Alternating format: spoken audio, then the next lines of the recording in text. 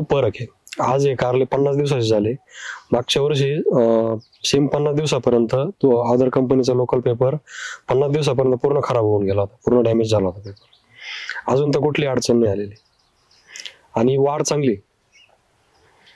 कंपनीचा आपण म्हणतो की पेपर थोडासा महाग जातो व्हर्जिन मटेरियल असल्यामुळे, तर लोकल मल्चिंग पेक्षा आपला पेपर थोडासा जातो कॉस्टली, पण मग त्याच्यानंतर जे होणारे तोटे त्याच्याबद्दल काय वाटतं तुम्हाला? नाही, ते नंतर ते गोळा करायला 1000-2000 मजुरी लेबर लावून ते गोळा करायचं, त्यापेक्षा आताच 200 रुपये वाढा खर्च करून चांगला पेपर घेतलेला कधी योग्य राहतो। पैसे काय एवढे वाटते नाही। दुसरी महत्वाची गोष्ट अशी आहे का आपण आज एवढं पिकासाठी खर्च करतोय आणि कारले हे पीक असं आहे का म्हणजे मल्चिंग पेपर त्याला स्टँडर्डच पाहिजे, मुलांची ग्रोथ जी आहे ती चांगली झाली पाहिजे, तर त्यासाठी चांगल्या क्वालिटीचा पेपर वापरलाच पाहिजे। 2 पैसे वाढवा गेले तरी चालेल, पण येणारं पुढचं उत्पन्न सगळं पेपरवरती डिपेंड आहे।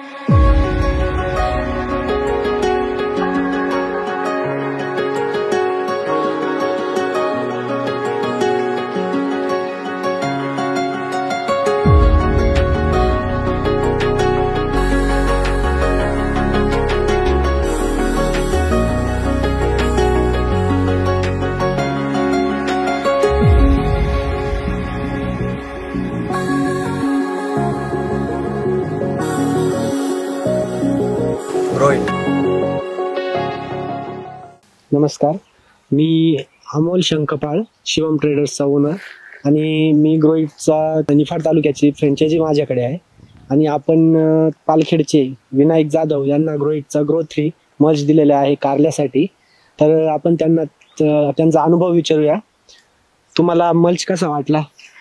मल्च चांगला वाटलाय, पहिलं वर्ष आम्ही वापरलं। आणि याच्या अगोदर जे मल्च वापरत होते लोकल कंपन्यांचे, त्याच्यात आणि याच्यात किती बदल वाटतो तुम्हाला? खूप फरक आहे। आज हे कारले 50 दिवसाचे झाले।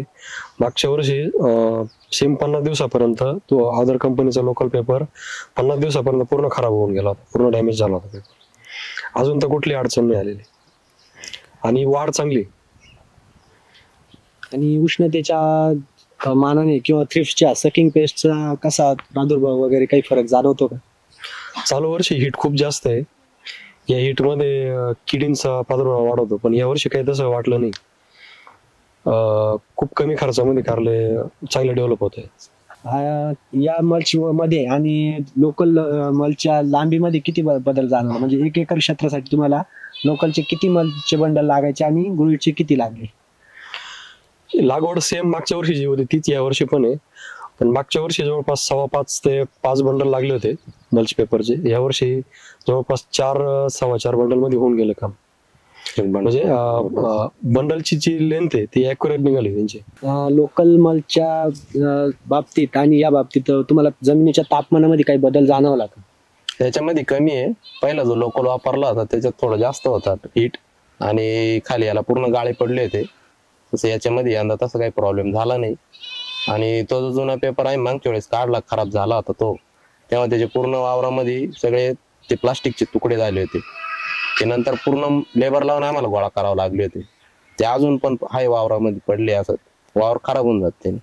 तसं हा 1 टाइम पूर्ण सगळं निघतो शॉर्ट पर्यंत, त्याच्यामुळे आपल्या वावरात तुकडे पडायचं काही हे नाही, वावर खराब व्हायचं असं काही नाही। या मल्चिंग पेपरवरती तुम्हाला रस शोषक किडींचा प्रादुर्भाव कसा काय वाटला? कमी वाटलाय यावेळेस थोडा। औषधांचे प्रमाण कसं गेलंय? कमी गेलंय का? कमी गेलंय।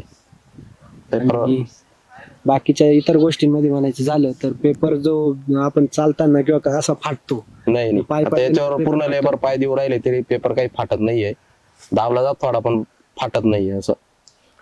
आणि जो कंपनीचा आपण म्हणतो की पेपर थोडासा महाग जातो व्हर्जिन मटेरियल असल्यामुळे, तर लोकल मल्चिंग पेक्षा आपला पेपर थोडासा जातो कॉस्टली, पण मग त्याच्यानंतर जे होणारे तोटे त्याच्याबद्दल काय वाटतं तुम्हाला? नाही, ते नंतर ते गोळा करायला 1000-2000 मजुरी लेबर लावून ते गोळा करायचं, त्यापेक्षा आताच 200 रुपये वाढा खर्च करून चांगला पेपर घेतलेला कधी योग्य राहतो।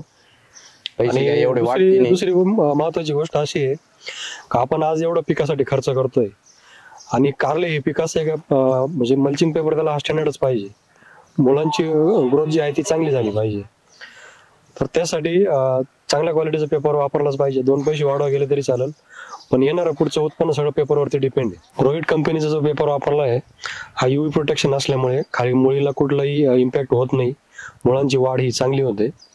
त्यामुळे असाच दर्जाचे पेपर वापरले पाहिजे. आणि हे आमच्यासोबत जे आहे लोणवाडीचे अमोल शंकपाळ, शिवम ट्रेडर्स यांनी मार्गदर्शन करून आणि ह्या पेपर वापरायला आम्हाला सांगितलं आणि वापरला आम्हाला चांगला वाटला पेपर तो. आणि कोणालाही जर गॅरंटेड किंवा कंपनीचा ग्रोविटचा पेपर पाहिजे असेल तर अमोल शंकपाळ यांना संपर्क करा. धन्यवाद. आम्ही आहे ग्रोविटचे शेतकरी. Grow it.